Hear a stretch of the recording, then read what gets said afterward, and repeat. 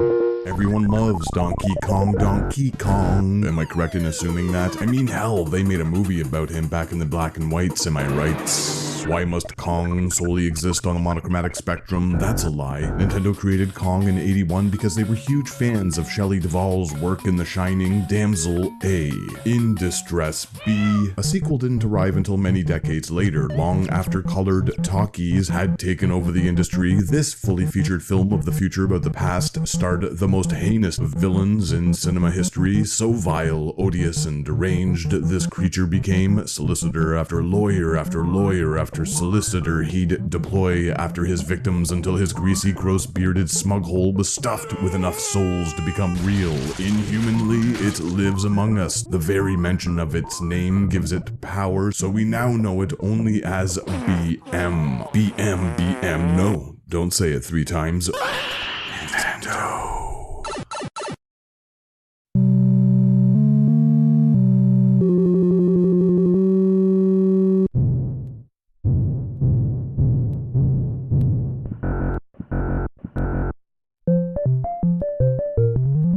Donkey Kong was the Big N's Citizen Kane back in the day, ported to everything under the sun. It was a huge deal. Look at those hairy boobies on our main man over here on the 2600, blocky with very little variety. Both this and Nintendo's own home port are missing stages. Oddly, if I had to choose the best recreation of the arcade original, I'd have to go with the Atari 800 version. Sure, some of the stages are horizontally flipped, but at least they're all here.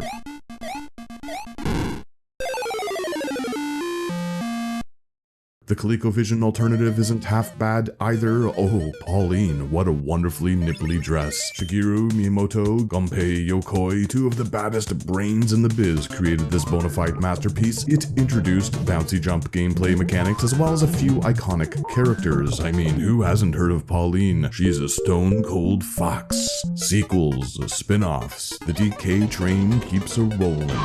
Jumpman, have you seen his game? It co-stars his green brother, a bunch of shrooms and reptiles. This dude's a player because now we have Lady in pink dress, but sometimes it's a squeaky little fungal filth liar impersonating her deep in the bowels of a castle. Noises, music, everyone knows these sounds.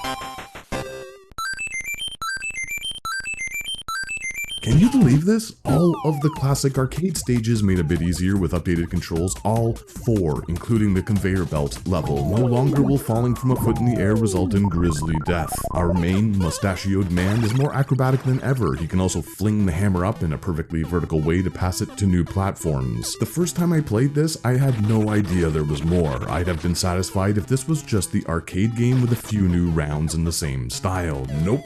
They turned it on its head. By 1994, I was fully invested in PC games and real-life stuff, so Nintendo's handheld releases weren't exactly on my radar. Somehow, I didn't pick this thing up until at least a decade later, somewhere between not following the company's every move like most of its biggest fans and not watching a hell of a lot of gaming content on the internet. Donkey Kong 94 kinda passed me by. I'm a Game Boy fan, but for some reason I mistakenly thought this was a Game Boy Color title, a kit I wasn't so fond of due to its puny, relatively cheap-looking build, itty-bitty buttons, and horrendously inferior sound. I must have had this mixed up in my brain with the Super Game Boy add-on, as Donkey Kong was a show pony for this SNES peripheral. We'll only be looking at the unenhanced version because I find something unappealing about the washed-out colors on the Super Game Boy. Thank you very much. Where to start? Where to begin? Right, so as always, it's all about rescuing Pauline from the clutches of the big bad hairy-ass primate, only here the platforming mechanics have evolved beyond the simple time-based jumps of its predecessor. As I mentioned, Mario is much more agile. Check out these handstands, look at the flips. All of these new moves allow him to get a little higher and dodge things. It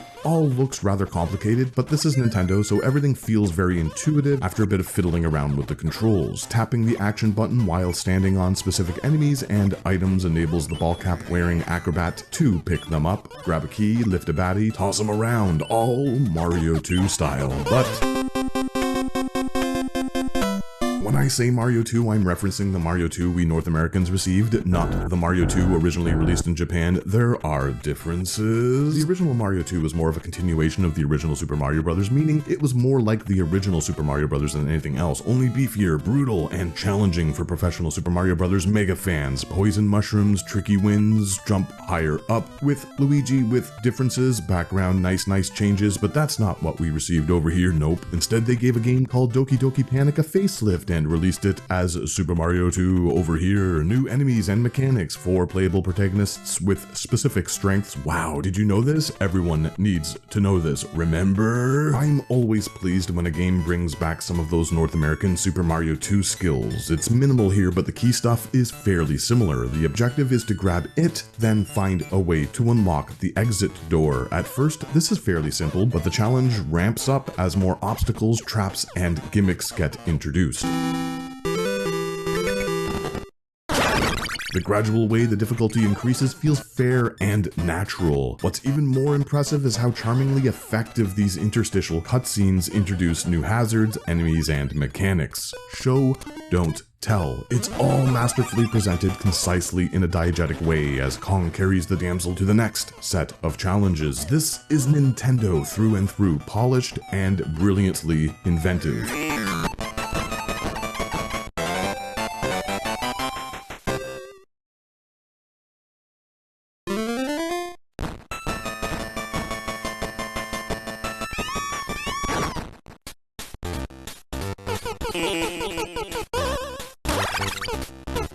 accompanying this beautiful visual presentation is Taisuke Iraki's fittingly punchy score. We've got groovy, bass-driven jazz numbers, spooky, discordant, spacey pieces, whimsical jams, traditional tunes, high-octane techno tracks. It's all over the place, but that's what makes it so perfect.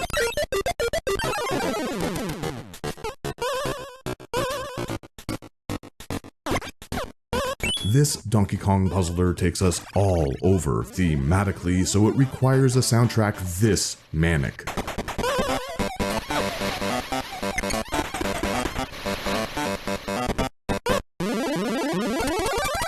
My favorite ditty has to be the recurring theme that plays when our titular character picks Pauline up to relocate.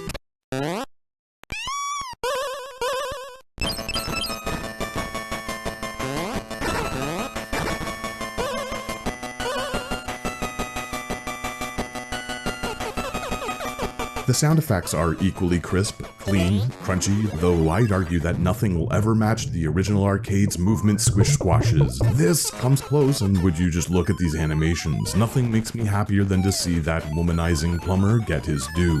Look at that leg twitch, like the lowly insect he truly is. Seriously, what's Mario's deal anyway? He's a dude with a mustache. How's that so universally appealing? Look at his entourage. We've got this dangly green creep who looks, well, let's just say I wouldn't be surprised to see him on one of those Predator shows. Grimacing, sentient toadstool wearing a diaper who lies pathologically, and a woman who may or may not be a princess, constantly getting captured. It's all sorts of disgusting. If you ask me, the Kongs are right to want these perverts out of the picture. Team DK all the way, baby. Each world is broken up into a hearty amount of individual stages. These represent the overarching theme of the area. The forest contains vine puzzles similar to those present in Donkey Kong Jr., who, by the way, also makes a few adorable appearances throughout. A lot of these regions are what you'd expect. The construction beams and columns introduced in the original's arcade levels give way to the larger city set piece. Naturally, we've got a jungle somewhere in there, a desert, some rocky valleys, an airplane. Wait, what? You ever seen a grown man naked? This thing is all about breaking the mold, subverting expectations. Each of these worlds introduces new challenges, so the game itself never gets boring or repetitive. It's not entirely dissimilar to other side-scrolling puzzlers like Solomon's Key or the games in the Crazy Castle series, only here they Nintendo'd it up, with interesting, compelling twists every few stages, making it one of the best of its kind. And yes, I just turned Nintendo into a verb. Hey, if people can write like simians in the comments section, I should be allowed to create a few words. We'll return to this monumental game changer, but Mario no longer dies after plummeting from a foot in the air. Instead, he merely gets stunned. When a hammer is armed, enemies get aggravated, something that reminds me a lot of the final sequences and the stages present in the Adventures of Lolo series. Switches allow the participant to place platforms, ladders, and bouncy springs around the environments. These, as well as enemies and keys, are on a timer, so if you bungle things up, don't fret, you'll be given another shot in a few seconds. There's an overall countdown per level as well, with an expectedly stress-inducing tune that plays out when the clock's almost drained. Thankfully, it's always on screen this time, unlike the arcade original where things would expire for seemingly no reason at all. I say that, but they probably just want another quarter. To address every concept included in this game would take a full guided walkthrough. It's always shaking things up. Just when you think you've mastered Mario's movements, they incorporate another element. Chaining all of these together is what it takes to make it through. Nothing is as satisfying as figuring out a sequence after parsing possible solutions for a lengthy amount of time. Don't let the opening stretch fool you, this game gets pretty damn tough. Sometimes you'll need to think outside the box a bit. There were moments where I'd lean my head back and laugh at some of the solutions due to how conceptually clever they were. It's one thing to play a puzzle game with a rigid set of rules, another altogether to experience something like this that is constantly contributing new ideas to an established formula. I'm positive that I sussed a few of these out in ways unintended by the developers. It's just so damn good. Some 2D titles of this ilk are made unnecessarily confusing due to their inability to fit everything on one screen. Donkey Kong's stages aren't always contained either, so some scrolling is required, but these developers brilliantly designed things in such a way that everything you need to manipulate or solve is within eyesight. Let me say that a different way. So there are levers, for instance. When these need to be pushed or pulled, you can always see the effects. This may seem like small potatoes, but so many games with potential potential of the era were ruined by not being able to keep track of what's going on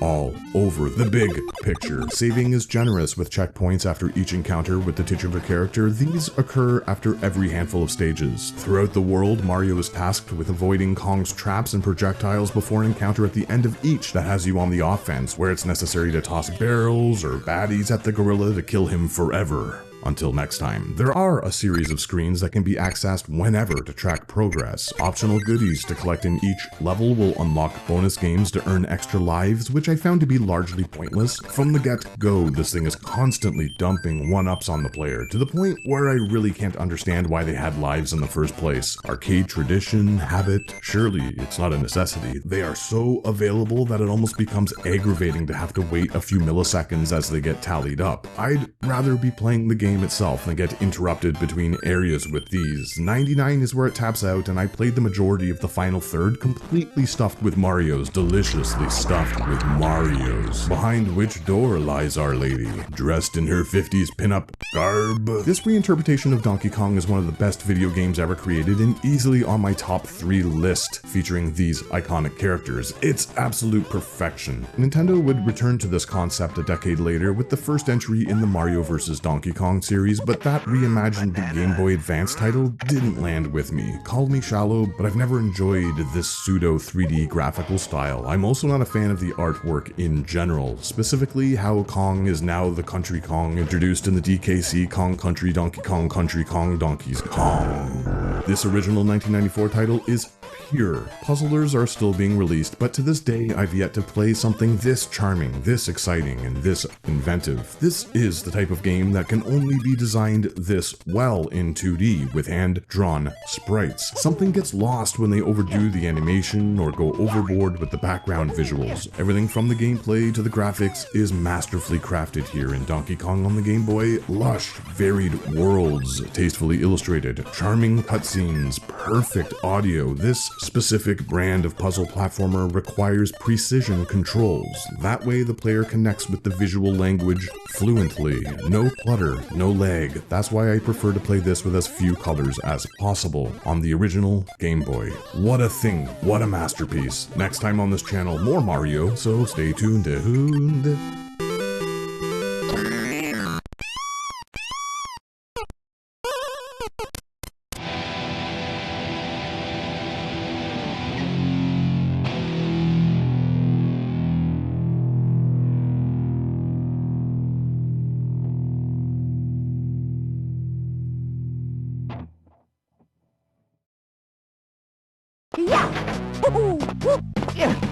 Shut up!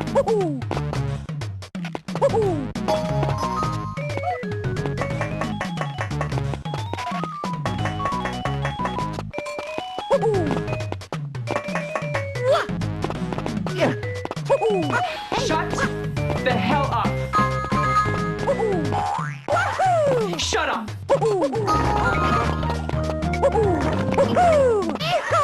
Shut up! Shut up! Shut up! Shut up!